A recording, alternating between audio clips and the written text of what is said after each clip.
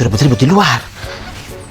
Menurut aku ya kita tuh nggak usah latihan gerak jalan. Gerak jalan gampang gak sih? Ya udah coba contohin, gak usah ngomong doang. Iya Siti, coba. Oh, latihan gerak jalan Sabe sama temannya.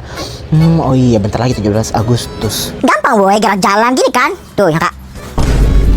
Nah tuh, tinggal gitu doang. Bukan gitu gak sih? Gerak jalan kita tuh sekarang kayaknya gerak jalan robot deh. Gimana tuh gerak jalan robot Elsa? Iya gimana tuh Elsa gerak jalan robot? Yang kayak gini loh, bentar ya aku contohin gini.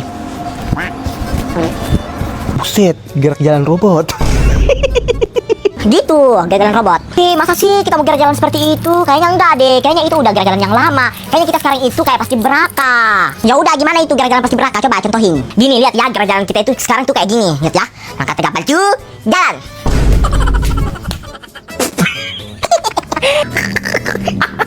Gerak jalan pasti. Sabe, itu mah bukan gerak jalan pasti beraka. Terus gerak jalan apa dong Elsa? Gerak jalan ngangkang.